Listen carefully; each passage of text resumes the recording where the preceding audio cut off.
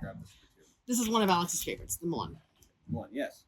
So the Milan is 5 different barrels. I think this is the most we've ever made of the Milan. Usually, because we only have like 2 acres of it. This past harvest was our biggest vintage that we've ever done. We got 55, just under 55 tons. It was like 200 kilos short of 55 tons, and I was so sad. No! So close to just hitting that. We'll see how we do this year. It's looking pretty good so far. But yeah, the Milan, we got more than we ever have. We got 5 barrels out of it. Wow. So we were able to pour it making its own thing instead of blending in the aromatic, which we usually do. This Milan is a lot more aromatic than a lot of Milans. Typically, Milan is like kind of more steely, muscadet. I was going to say, it's a great oyster pairing wine. Yeah, this is the Rocky Horror. Oh, that's a nice color. This one and the rosé from this vintage that's not for sale yet. Same fruit. So this was just the light pressings from it, and then the rosé we did the harder pressings. Yep. This spent I just looked at the barrel that I think it was 3 months in neutral oak just to ferment. Neutral oak kind of helps strip a little bit of color out too. Oh, this will do well. Yeah, morning wood.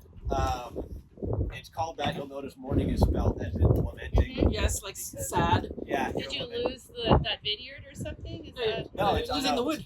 So we. You're losing. You're mourning I was wood. thinking you were mourning the loss of like. Yeah, you're mourning the loss of the wood.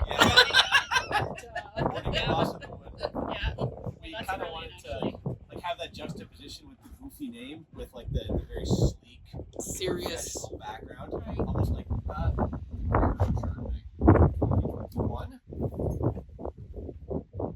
The 2017 Brew Road Chardonnay was my favorite Chardonnay that I've ever had. Unfortunately, it doesn't exist anymore, aside from 1 or 2 bottles that I still have. That one was nice. It had just enough, like, it was unfiltered, and it had just enough yeast left in it that when you swirled it, it kind of had like a blue iridescence. Oh, It was nice. super cool, super creamy. Anyways, that's not this one. So we missed it. Yes, this one was fine unfiltered.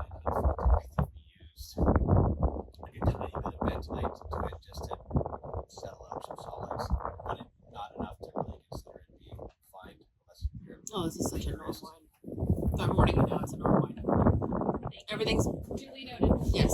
My husband is all about that big, yeasty, barrel, oaky. This is a nice, not quite like a Cali fat Chardonnay, But but it's there. yeah, it's got texture, it's got girth. Yes, that's exactly what. Yes. I mean, This is the. I know, eh? cluster I love that. That's what I said. Okay, just. It's always been good, and this is the one we just got bottled, right? Yes.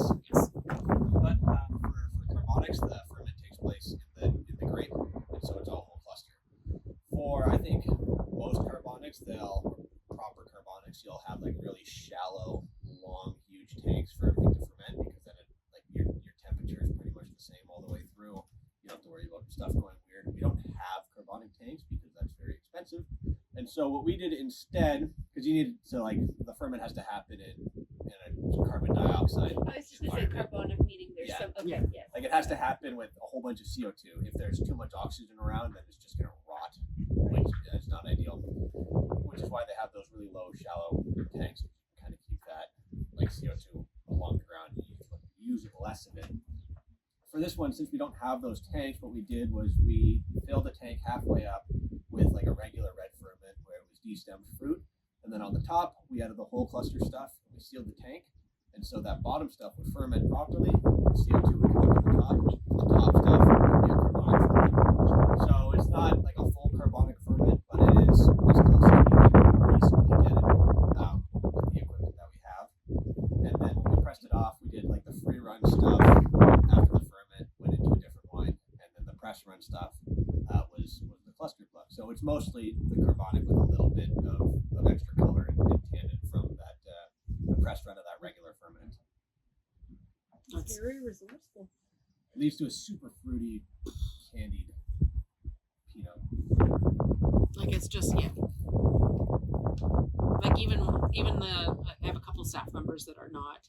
They don't usually like Pinots because they don't like the tannins, or they only like the Pinots that are like the big and juicy ones, or they tend to lean towards more rosés. So for like this is it right in that wheelhouse. Like they'd be like, okay, now this I can drink. Yeah, really fruity. Best drunk young. Yeah. Because that carbonic molecule is not the most stable thing in the world. Yeah. So it'll go away. Enjoy it now, Mike. Yeah, exactly. Buy all of it right now.